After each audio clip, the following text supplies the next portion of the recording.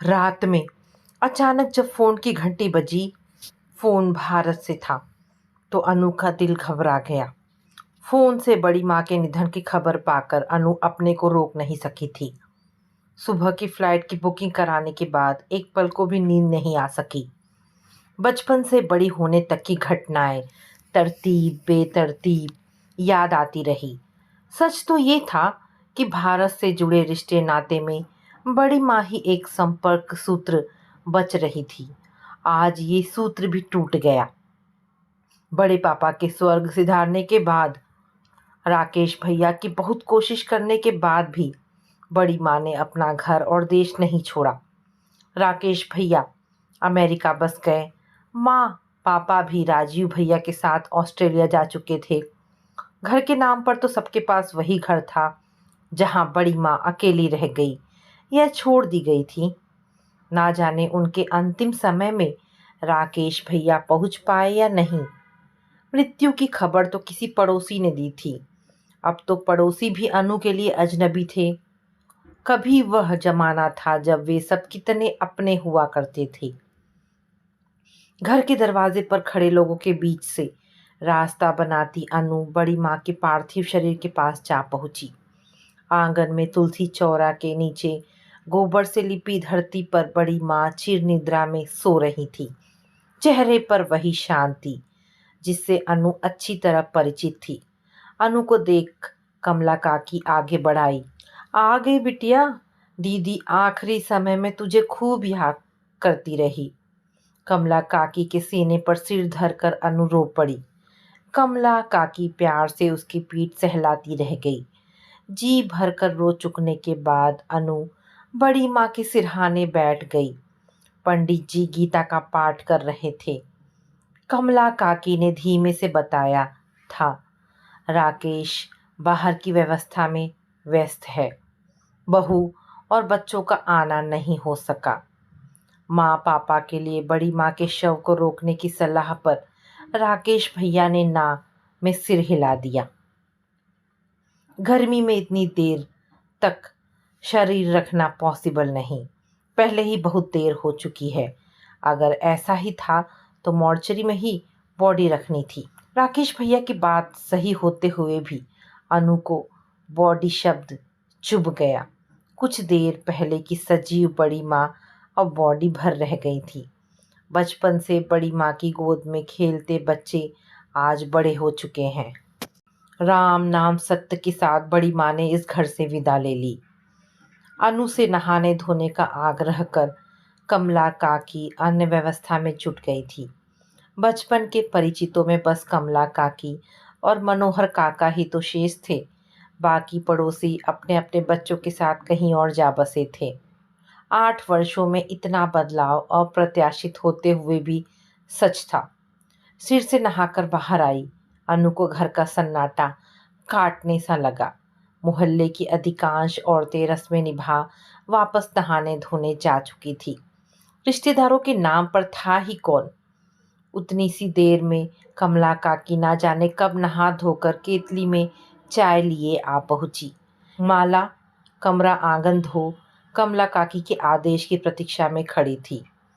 आंचल से आंसू पोंछ चाची ने एक कप में चाय उड़ेल अनु की ओर बढ़ा दी थी। ले बेटी, इतनी दूर से आई है, गला सूख रहा होगा। तेरी बड़ी माँ होती तो। अनु सुबक कर रो पड़ी। हाथ में पकड़ा कप छलक गया। प्यार भरा हाथ पीठ पर धर कमला काकी ने अनु को सहारा सा दिया। चाय का घूंट गले से नीचे उतारती अनु ने आंसू पोंछ डाले। चारों ओर पसरे सन्नाटे ने अनु को सहमा सा दिया। इस घर में अनु का बचपन जुड़ा था। बड़े पापा, बड़ी माँ, माँ पापा, राकेश और राजीव भैया के बीच अकेली अनुराधा सबकी दुलारी थी। हर तीज त्योहार पर घर में कितनी रौनक हुआ करती। पड़ोस के सुधीर चाचा, मनोहर काका, शारदा काकी, सबके परिवार हवन में इकट्ठा होते। बड़े पापा सब परिवारों के बुजुर्ग माने जाते। तब ये घर सारे मोहल्लों का केंद्र हुआ करता था। रमा आंगन को लीप पोत चमका देती। बच्चों को लंबा हवन खासा उबाऊ लगता। पर बड़े पापा के डर से सबको बैठना पड़ता। राखी पर अनु की बन आती। राखी बांधने के बदले रुपए देते दोनों भाई अड़ जाते।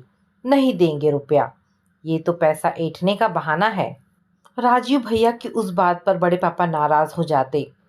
वो डांट पड़ती कि बिना हील हवाला किए दोनों भाई चुपचाप पैसे थमा देते। बाद में भले ही उन पैसों को हथियाने के लिए अनु की लाख मिन्नतें लड़ाई करते। अपने राखी के रुपए से अनु को उन्हें फिल्म तो दिखानी ही पड़ती थी। तीज पर माँ और बड़ी माँ का उत्साह देखते ही बनता। बड़ी माँ को उस दिन बेटी की कमी खलती, पर अनु का लाड़ कर वह अपने मन की साध पूरी कर लेती। गोटा लगी पीली चुनरी के साथ सलवार सूट में अनु की सलोनी काया खिल उठती। झूले की ऊंची पेंग पर कितना मज़ा आता, और बस थोड़ा और ऊपर पहुंचकर वह सारे आसमान को मुट्ठी में समेट लेना चाहती थी। तीज के दिन ही लड़कों को महसूस हो पाता कि लड़की होना कितना अच्छा होता है। अभय ने तो हद ही कर डाली थी। बहन की साड़ी पहन अनु को उतनी ऊंची पेग पर आसमान छुआने चला था। डर कर अनु की चीख निकल गई थी। हाथ में पकड़ा झूला ना जाने कैसे छूट गया और वो धम से नीचे आ गिरी। माथे से निकली खून की धार पूरी चुनरी भिगो गई। सब दहशत में आ गए थे। हजार हजार गालियां देती शारदा मौसी ने अभय पर ताबड़तोड़ मुक्कों की बौछार कर दी थी। बड़ी माँ मुश्किल से रोक पाई थी। क्यों मार रही हो शारदा? बच्चे की जान ही ले डालोगी? मर जाए तो जान छूटे। अब ये क्या बच्चा है? पूरे 17 साल का हो गया है, इसीलिए उसे इस तरह ढूंढ रही हो? बहुत हो गया, अब छोड़ो उसे। नहीं मौसी, गलती मेरी है। अन्नू इतना डर जाएगी मैंने सोचा नहीं था। मुझे माफ़ कर दो माँ। अभय का स्वर गंभीर था। बस बस बहुत हो गया, अब भाग यहाँ से। माँ ने अभय को मीठी झिड़की दी थी। अनु का हाथ अनायासी माथे के ऊपर की ओर पड़े दाग पर चला गया। माँ को हमेशा दुख सालता। अनु के चांद से चेहरे पर दाग पड़ गया। शेखर ने भी एक बार कहा था प्लास्टिक सर्जरी से इस दाग को हटवा क्यों नहीं देती, पर अनु की इस तरफ कोई दिलचस्पी नहीं थी। घाट गए लोग वापस आ चुके थे। कमला काकी व्यस्त हो गई। रेवती दीदी के अंतिम काम में कोई कमी कसर ना रह जाए। पंडित जी के हाथ पांव धुला, नीम की पत्तियां थमा दी गई। सबका मुंह मीठा कराने के लिए कमला काकी ने ना जाने कब बेसन के लड्डू मंगा लिए थे। राकेश भैया के चेहरे पर खींच सी उभर आई थी। मुझे कुछ नहीं चाहिए, मैं नहाने जा रहा हूँ, उसके बाद सोऊंगा, मुझे डिस्टर्ब ना किया जाए। पर बेटा 13 दिन तक तुम्हें ही सब नेम धर्म निभाना होगा। मैं इसी जगह कंबल बिछाए देती हूँ। मुझसे इस सीलन भरे कमरे में नहीं सोया जाएगा। मैं ऊपर जा रहा हूँ, हो सके तो एक कप चाय भेज दीजिएगा। कमला काकी की बात अनसुनी कर अनु से चाय की फरमाइश कर राकेश भैया धड़धड़ा की सीढ़ियाँ चढ़ गया था। कमला काकी अवाक ताकती रह गई। रेवती जीजी की आत्मा जब यहाँ आएगी बेटे को ना पा कितना तड़पेगी। अनु को याद आया बड़े पापा के निधन के बाद पूरे 13 दिन बड़ी माँ धरती की सैया बना फलाहार पर रही थी। तभी जुबान से माँ ने खाट पर सोने की बात कही तो बड़ी माँ ने दृढ़ता से ना में सिर हिला दिया था। आज बड़ी माँ की आत्मा की शांति के लिए कौन विधि विधान पूरे करेगा। अनु को तो पहले ही पराया धन कह हर काम से अलग किया जाता रहा है। अचानक किसी परिचित आवाज़ ने अनु को चौंका दिया था। क्यों मौसी, पड़ गई ना सोच में? राकेश भैया की जगह मैं तैयार हूँ, बिछाओ खुश सैया। हमारे राकेश भैया 7 समंदर पार से दौड़े आए हैं, कितना थक गए होंगे ये तो सोचा होता। मौसी अपने आनंदी चेहरे के साथ सामने अभय खड़ा था, कुर्ते पजामे के ऊपर शॉल ओढ़े।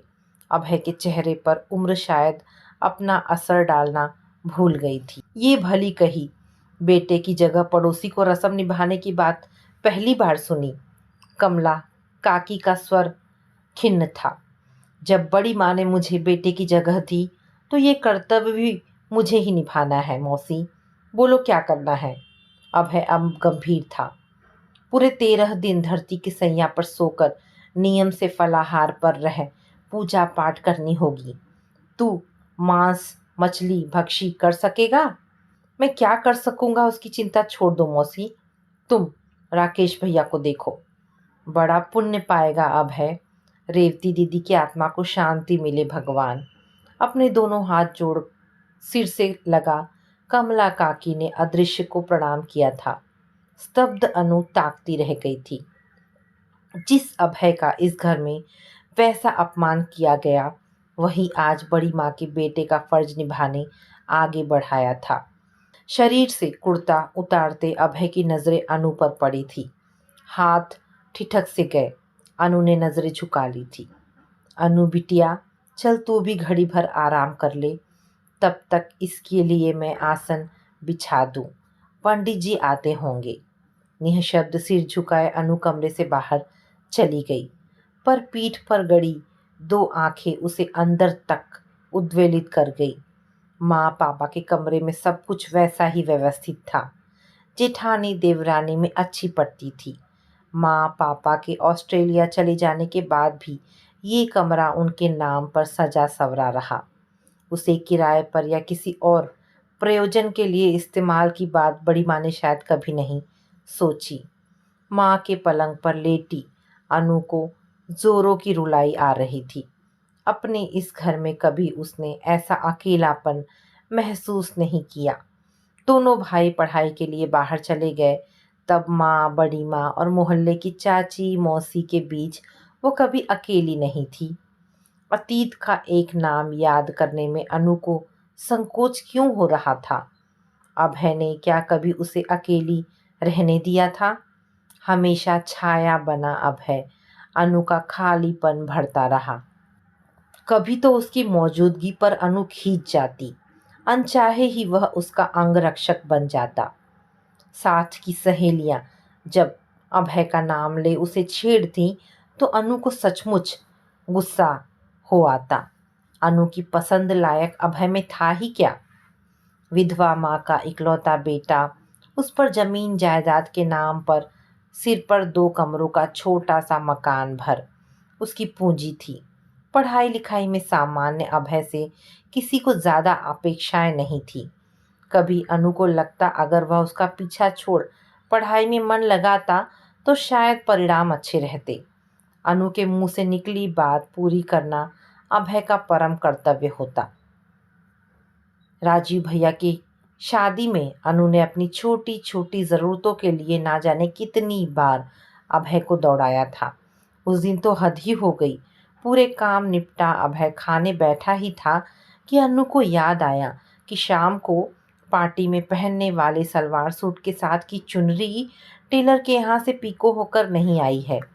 खाना छोड़ अभय को उठने का उपक्रम करते देख बड़ी माँ ने अनु को हल्के से झिड़का था। अरे बेटी, उसे खाना तो खा लेने दे, तेरी चुनरी भागी नहीं जा रही है। अभय असमंजस में पड़ गया था। अनु का मुंह तमतमा आया। लाड़ प्यार में पली अनु को बड़ी माँ की उतनी सी बात भी कितनी बुरी लग गई थी। ठीक है, मैं खुद जा रही हूँ, तुम बैठकर पेट भरकर खाना खा लो। अपमान से अभय का मुंह लाल पड़ गया था। सामने परोसी खाने की थाली छोड़ बाहर चला गया। तब भी अनु को अपने किए पर जरा सा भी दुख नहीं हुआ था। बड़ी माँ की उतनी सी बात का गुस्सा अनु ने कई दिनों तक बड़ी माँ से बात न करके निकाला था। हाँ, इतना ज़रूर था कि उस शाम चुनरी ओढ़ते उसकी आंखों के सामने अभय का कातर मुंह एक बार जरूर कौंधा था। सच तो ये था, उस घर में अभय को कभी इज्जत नहीं दी गई। वो सबके काम निपटाता रहे, उससे बस उतनी ही अपेक्षा रखी जाती। राजीव राकेश भैया की पैंट शर्ट आयरन करने से लेकर उनकी कॉलेज की फीस जमा करने के लिए घंटों लाइन में खड़ा रहता अभय। कुछ भी ना देकर अभय पर सबका हक था। ये हक खुद अभय ने ही दिया था। लेकिन क्यों? अभय के मन में उस घर में रहने वालों के लिए कौन सा मोह था? राकेश भैया की नौकरी लगने की पार्टी में भी अभय का पूरा ध्यान अनु पर केंद्रित था। अनु की प्लेट में कोई सब्जी खत्म हुई नहीं कि उस सब्जी के डोंगे के साथ अभय हाजिर हो जाता। अनु झुंझला उठती थी। मेरी प्लेट में आंख गड़ाए रखने के अलावा और दूसरा काम नहीं है तुमको? अनु की सहेलियों की मिलीजुली हंसी पर अभय शर्मा उठता। ऐसा पहली बार नहीं हुआ। अनु मानो उसके जीवन का चरम लक्ष्य थी। उसके लिए कुछ भी कर पाने में अभय अपने को धन्य मानता। अनु के कॉलेज फंक्शन के रिहर्सलों में रोज अनु को रिहर्सल की जगह पर पहुंचाने और वापस लाने की जिम्मेदारी अभय सहर्ष उठाता। राजीव भैया के पास उन फिजूल कामों के लिए वक्त कहाँ होता था। सच तो ये था उस घर के लिए अभय हमेशा एक ज़रूरत भर था। शारदा मौसी के कामों को नकार अभय उस घर में ही अपना ज़्यादा से ज़्यादा समय बिताना चाहता। एक दिन शारदा मौसी ने बड़े पापा से मनुहार की थी, इस पगले को भी अपनी शरण में ले लो भाई जी, घर में तो इसके पाँव ही नहीं टिकते। आपकी दया से कहीं लग जाए तो 4 पैसे का सहारा हो जाए। हाँ हाँ देखता हूँ, जल्दी ही कोई काम देखूंगा। इंटरमीडिएट पास अभय को बड़े पापा ने ऑफिस में क्लर्की दिला शारदा मौसी का दिल जीत लिया। ऑफिस के बाद अभय का पूरा समय उनके लिए समर्पित रहता। अचानक एक दिन अनु अभय पर बहुत सहृदय हो आई थी। तुम अपनी पढ़ाई पूरी क्यों नहीं करते अभय? पढ़ने से तुम्हें आगे भी तरक्की मिल सकती है ना? अभय एकटक अनु का मुंह ताकता रह गया था। उस दिन के बाद से अभय ने घर में पढ़ाई शुरू कर दी थी। अभय ने जब बीएससी परीक्षा द्वितीय श्रेणी में पास की तो अनु सचमुच खुश हुई थी। पापा ने पीठ ठोक शाबाशी दी थी। अभय का उत्साह देखते ही बनता था। पूरे घर को मिठाई खिला, माँ, बड़ी माँ, बड़े पापा सबके पांव छू आशीर्वाद लिया था। अनु को अलग से धन्यवाद देते अभय का चेहरा शर्म से लाल हो आया था। एमएससी के बाद अभय ने एक कॉलेज में लेक्चरशिप ले ली थी। घर में उसका आना जाना पहले जैसा ही था, पर अब अभय के चेहरे पर आत्मविश्वास की झलक रहती। उससे ऐसे वैसे काम कहने के लिए सबको संकोच होने लगा था। उसकी नौकरी का संतोष उसके पूरे घर में था। शारदा मौसी तो बड़े पापा के गुण गाते ना थकती। कुछ दिनों में दुबले पतले अभय के शरीर पर मांस चढ़ाया। गोरे चेहरे पर लाली आते ही अभय दूसरा ही व्यक्ति लगने लगा था। धीमे धीमे सोच समझ कर बात करता अभय सबको सहज ही आकर्षित करता। राकेश भैया से अभय की ज़्यादा ही पटती। अभय में आए बदलाव को ध्यान में रखकर उन्होंने कहा भी था, क्या बात है यार, अब तो पहचान में ही नहीं आते। अभय मुस्कुरा के चुप रह गया। अनु की सहेलियां भी अभय से बातें करने को उत्सुक रहती, पर वह सबसे मिलकर भी सबसे अलग ही बना रहता। हाँ, अनु के साथ होते ही उसका चेहरा अजीब चमक से उज्जवल हो उठता। ऐसा नहीं कि अनु अभय के इस बदलाव से अछूती थी, पर अभय को लेकर प्यार व्यार की बात उसने कभी नहीं सोची। शुरू से उसे जिस रूप में देखा, उसमें दासी भावना का प्रबल होने की वजह से उसके साथ वैसी कोई कल्पना उसके मन में आनी भी असंभव थी। पहले राजीव भैया, फिर राकेश भैया की शादी के बाद घर में रौनक बढ़ गई। दो दो बहुओं के घर में रहने की वजह से माँ, बड़ी माँ को पास पड़ोस में घूमने बतियाने का समय ज़्यादा मिलने लगा। दोनों भाभीियों के साथ अनु का वक्त आराम से कट रहा था। पिछले कुछ दिनों से घर के सामने वाले घर में एक नया परिवार आ बसा था। अमीर माँ बाप का इकलौता बेटा प्रेम देखने में भी बेहद आकर्षक था। पहले ही दिन अनु को प्रेम भा गया। प्रेम ने उसके ही कॉलेज में एडमिशन लिया था। अनु का हिस्ट्री डिपार्टमेंट और प्रेम का पॉलिटिकल साइंस डिपार्टमेंट पास पास ही थे। अक्सर प्रेम और अनु साथ साथ आने जाने लगी थी। साथ ही सहेलियों ने दोनों को लेकर जब छेड़ना शुरू किया तो अनु का मन मीठी गुदगुदी से भर गया। प्रेम को लेकर उसने सपने देखने शुरू कर दिए। अब भाई भाभीियों की जगह उसे एकांत ज़्यादा भाता। ना जाने क्यों राजीव भैया को प्रेम फूटी आंखों न सुहाता। ये लड़का पक्का आवारा है, माँ बाप के पैसों से गुलछर्रे उड़ा रहा है। वो कैसे? राकेश भैया इन बातों के प्रति अक्सर उदासीन ही रहते। अरे यार, दोस्तों के साथ होटल में शराब पीना क्या अच्छे लड़कों का काम है? अरे छोड़ो यार, आजकल सब चलता है। हम हम दोनों तो माँ की कड़ी देख रेख में पले हैं। बेवकूफ़ है। आज जमाना कहाँ पहुँच गया है, हमें होश भी नहीं। सचमुच बड़ी माँ की नज़रों से कोई नहीं छूटता था। उनके मुकाबले माँ का ध्यान सिवाय रसोई घर के और कहीं नहीं जाता था। बड़ी माँ ने किसी को शायद ही कभी डांटा फटकारा, पर उनकी नज़रों के आगे कुछ भी छिपा पाना संभव नहीं होता।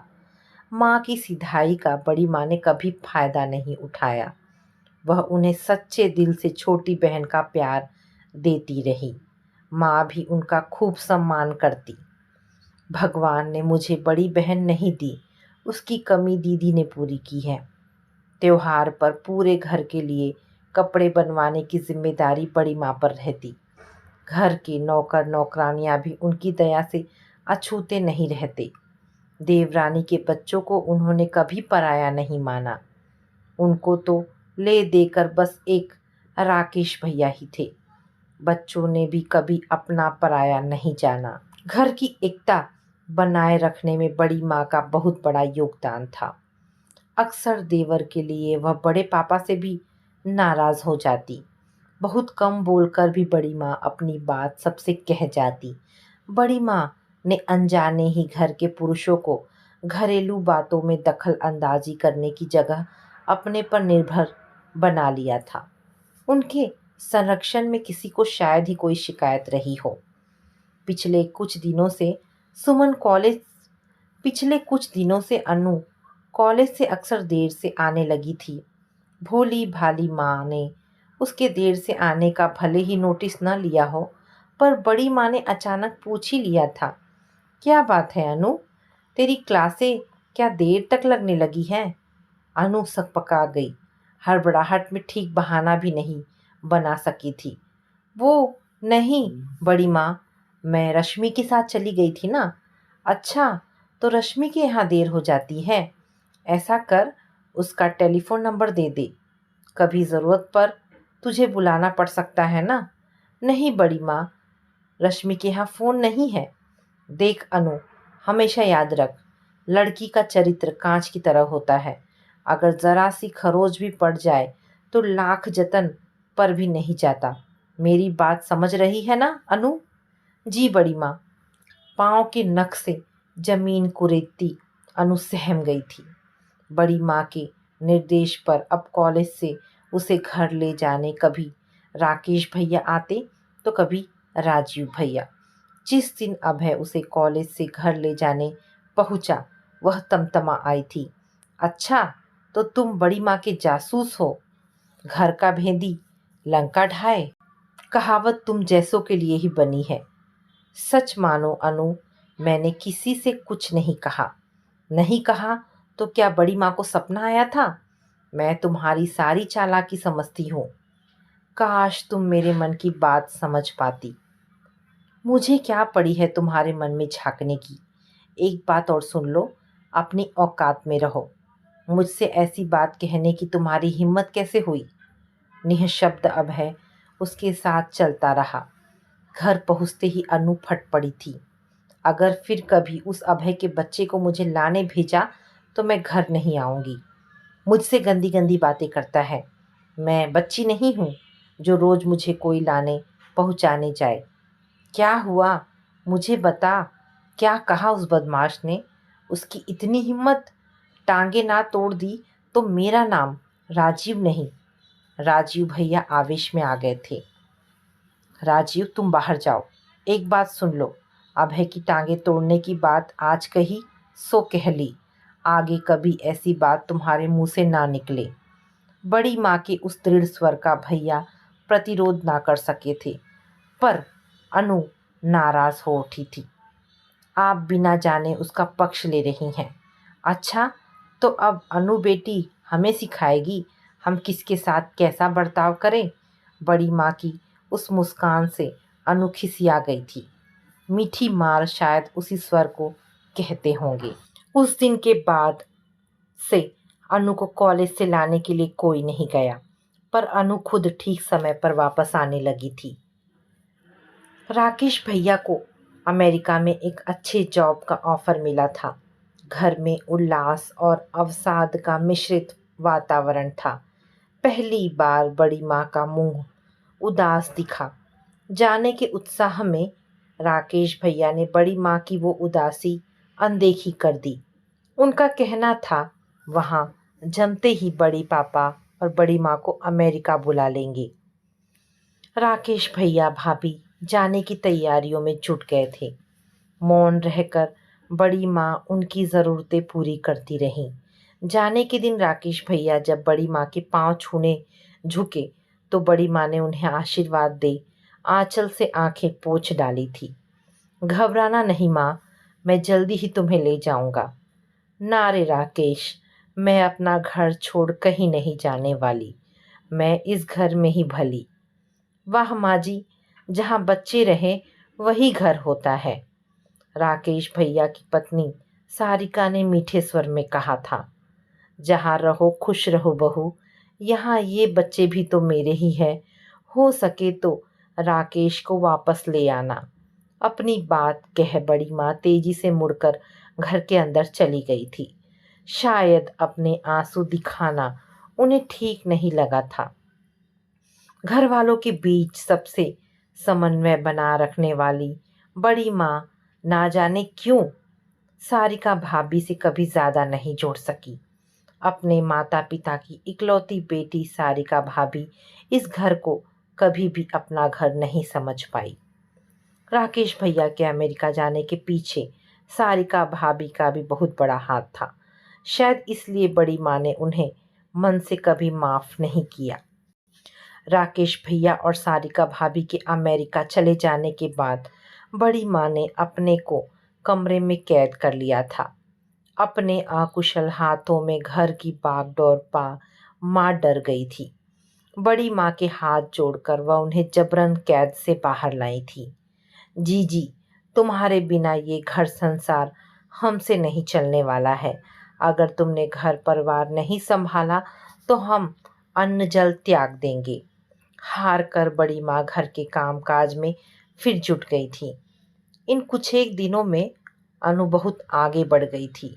उस रात कमरे की खुली खिड़की से प्रेम जब उसके कमरे में पहुंचा तो पाँव की ठोकर से कमरे में रखा पीतल का लैंप जोरदार आवाज़ के साथ नीचे आ गिरा था। प्रेम खिड़की से कूदकर बाहर भाग गया था। शोर की आवाज़ सुन राजीव भैया, माँ, बड़ी माँ सब उसके कमरे में आ पहुँचे थे। भागते प्रेम की पीठ अंधेरे में भी साफ दिख रही थी। राजीव भैया दहाड़े थे। कौन आया था इस कमरे में? अनु थर थर काँप रही थी। जल्दी बता वरना तेरी जान ले डालूंगा। राजीव भैया के उठे हाथ देख अनु की जान निकल गई थी। डरते डरते अस्फुट शब्दों से मुंह से निकला था, अभय।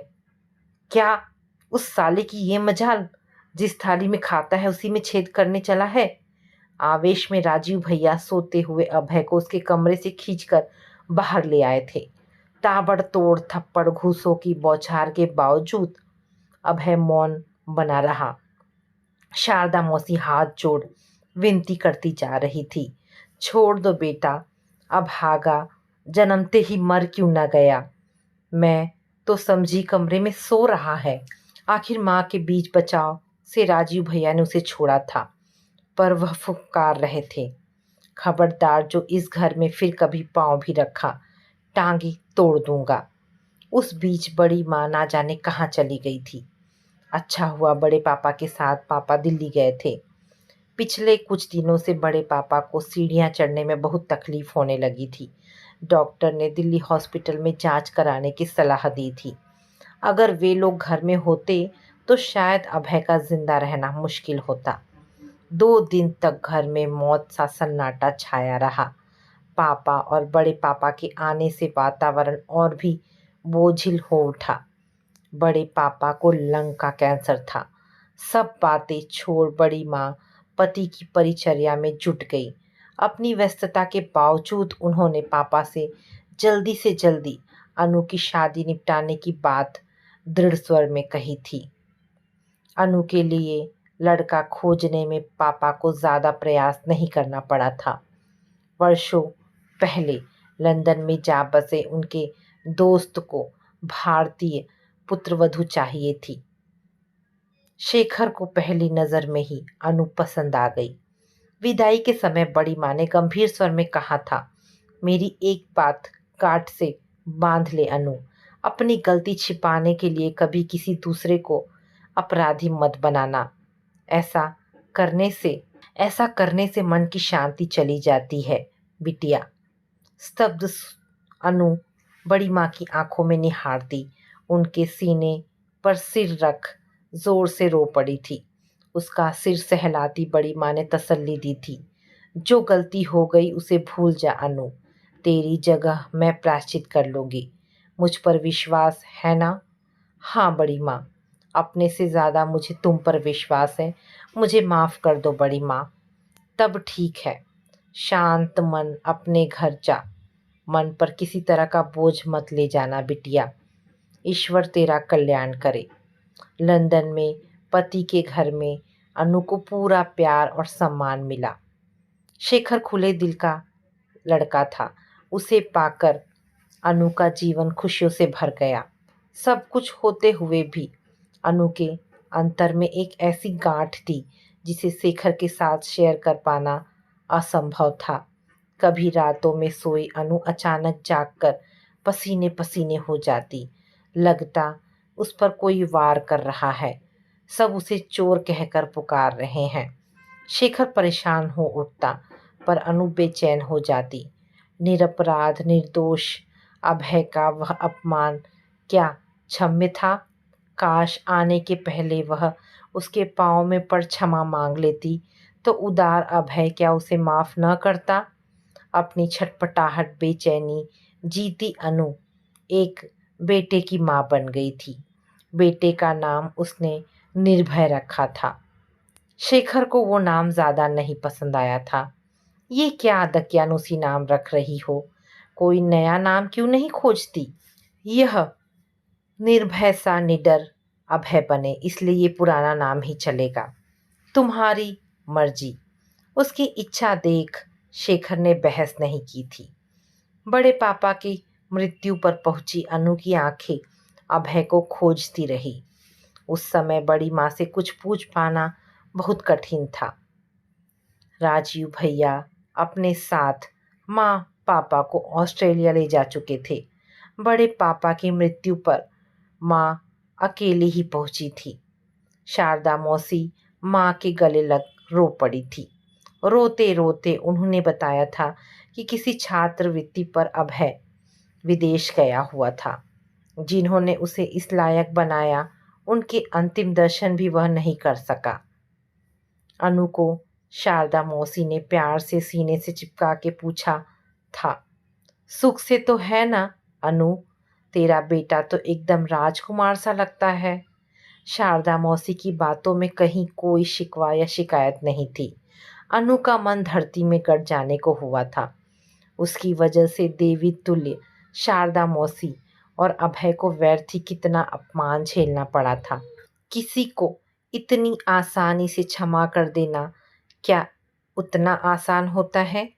अनजाने ही झुककर अनु ने शारदा मौसी के पांव छू लिए थे। शारदा जैसे घबराकर पीछे हट गई थी। अरे अरे, ये क्या कर रही है? कहीं बेटियां पांव छूती है? काहे पाप चढ़ा रही है बिटिया?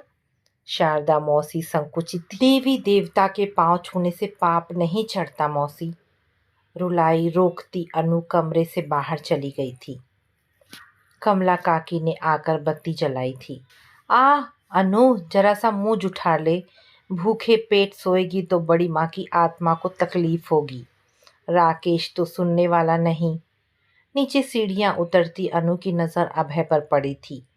ध्यानस्थ तपस्वी सदृश धरती पर बिछे कंबल पर बड़ी माँ के कमरे में अकेला बैठा अभय कोई किताब पढ़ रहा था। अनु का बहुत जी चाहा अभय के पास जा अपने अक्षम्य अपराध की क्षमा मांग ले, पर अभय के पास जाने की हिम्मत नहीं जुटा पाई। काकी, क्या अभय बड़ी माँ के पास आता रहता था? अरे तुझे नहीं पता, अभय तो दीदी का खास बेटा था। उनका अपना बेटा तो 7 समंदर पार जा उन्हें भुला ही बैठा था।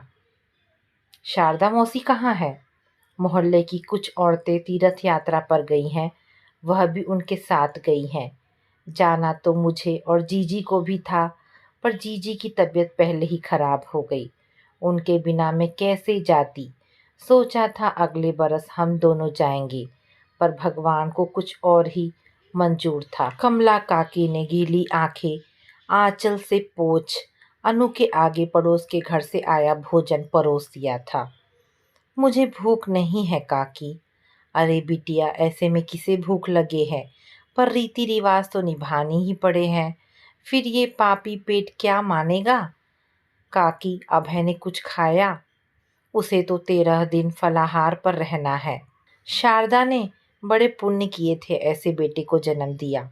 लाख कहने पर आज तक शादी नहीं की है। माँ के साथ पूरे मोहल्ले की सेवा करता है। भगवान उसे लंबी उम्र दे। मनोहर काका की आवाज़ पर कमला काकी चली गई थी। अनु सोच में पड़ रही थी। अभय बड़ी माँ का इतना अभिन्न बन चुका है, इसकी खबर कभी बड़ी माँ ने नहीं दी। अनु के नाम उन्हें पत्र पहुँचते थे, पर अभय का उनमें कभी भी कहीं जिक्र तक नहीं रहता। ये सच है, अनु का वो झूठा आरोप बड़ी माँ से छिपा नहीं था। शायद इसीलिए जानकर उन्होंने अभय के बारे में उसे कभी नहीं लिखा। कौन विश्वास करेगा? बड़ी माँ का अपना कोख जन्मा बेटा ऊपर कमरे में आराम से सो रहा है, और ये अभय बड़ी माँ की आत्मा की शांति के लिए पूरे विधि विधान से अपने सिरले उन्हीं के सीलन भरे कमरे में अकेला बैठा साधना कर रहा है। क्या रिश्ता था अभय का बड़ी माँ से? दूसरे दिन राकेश भैया की तबीयत खराब हो गई थी। पूरी भाजी हजम कर पाना उन्हें संभव नहीं हो सका था। अपने घर से खिचड़ी बना कमला काकी ने राकेश भैया को खिलाई थी।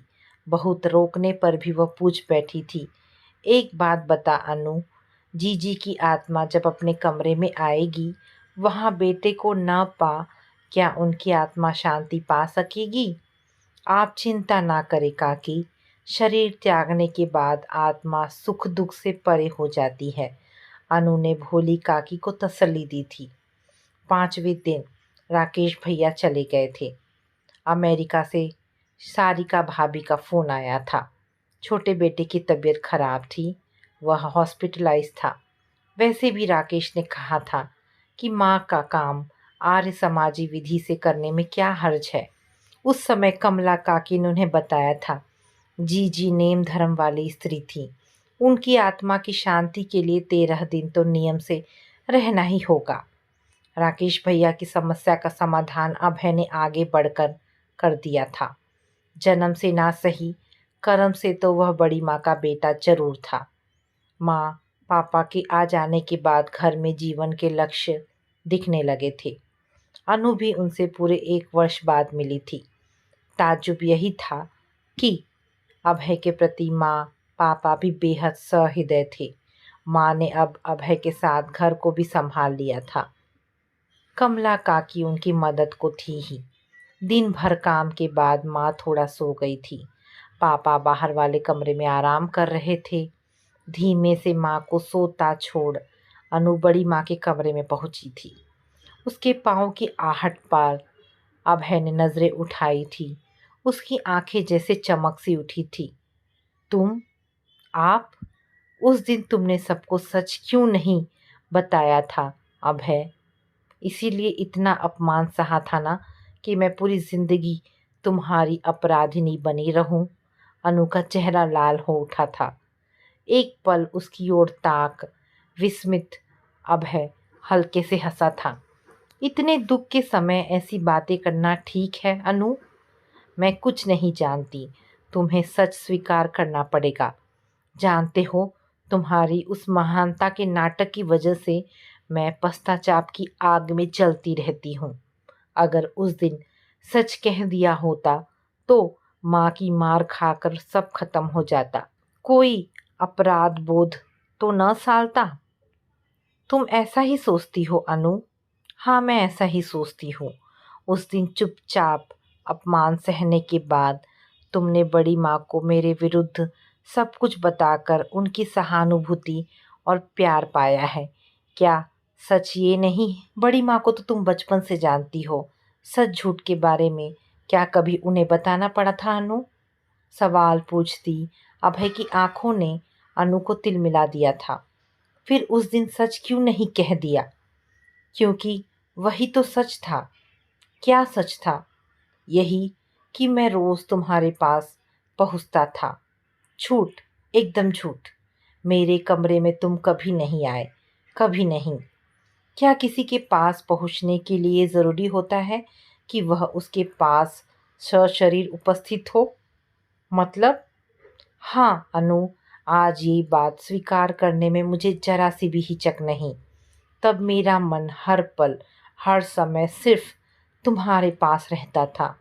उस रात भी मैं सपने में तुम्हारे साथ ही था। इसीलिए उस सच्चाई को स्वीकार कर मैंने तुम पर कोई एहसान नहीं किया अनु। सच वही था। और अब तुम्हारा मन कहाँ रहता है? अब है? अब मैं उन सब बातों से ऊपर हूँ। बड़ी माँ से इतना प्यार मिला कि किसी से कोई शिकायत ही नहीं रही। तुमने अपना सच तो बता दिया, पर मेरा सच नहीं जानती। ये सच नहीं है कि सिर्फ डर के कारण ही मैं असलियत नहीं बता सकी। उस समय तुम्हें व्यर्थ दंडित होते देखने में मुझे जरा भी तकलीफ नहीं पहुंची थी, बल्कि लगा था तुम उसी के लायक हो। अपना दोष भी अपराध नहीं लगा था, पर तुमसे दूर जाकर मेरा मन बार बार धिक्कारता रहा। तुम्हें कलंकित कर अपना कलंक धोना मेरा अक्षम्य अपराध है। फिर भी क्या मुझ जैसी स्वार्थी लड़की को माफ कर सकोगे गौतम? फिर भी क्या मुझ जैसी स्वार्थी लड़की को माफ कर सकोगे? अब है, माफी तो दोषी को मांगनी चाहिए। तुमने चाहा ही कब था? तुम्हें लेकर सपने बुनना तो मेरी गलती थी। ओह अभय, तुम इंसान नहीं देवता हो। अब तुम ज़रूर गलती कर रही हो अनु। एक कमज़ोर इंसान को देवता तुल्य मानकर देवता का अपमान मत करो। बड़ी माँ क्या इसलिए तुम्हें इतना प्यार करती थी अभय? पता नहीं, पर तुम्हारे जाने के बाद उन्होंने बुलाकर मुझे कहा कुछ नहीं, बस सिर पर आशीर्वाद का हाथ धर मौन रह गई थी। तुम उनकी बात समझ गए थे अभय? हाँ, इसलिए मैंने उन्हें अपने मन की पूरी कहानी सुना दी थी अनु। बड़ी माँ की गोद में खेलकर भी हम उन्हें उतना नहीं जान सके जितना तुम। क्या रिश्ते सिर्फ खून के ही होते हैं अनु? नहीं अभय, आज इस सच को मुझसे ज़्यादा कौन समझेगा? अभय के सामने दोनों हाथ जोड़ अपनी नम पलकों के साथ अनु कमरे से बाहर चली गई। तो दोस्तों, ये कहानी यहाँ पर समाप्त होती है। आशा करती हूँ कहानी पसंद आई होगी। अगर कहानी पसंद आई है तो प्लीज़ इसे लाइक एंड शेयर करें। दोस्तों, ऐसी ढेरों पारिवारिक कहानियाँ सुनने के लिए मेरे चैनल को प्लीज़ सब्सक्राइब करें। धन्यवाद दोस्तों। मिलते हैं एक नई कहानी के साथ।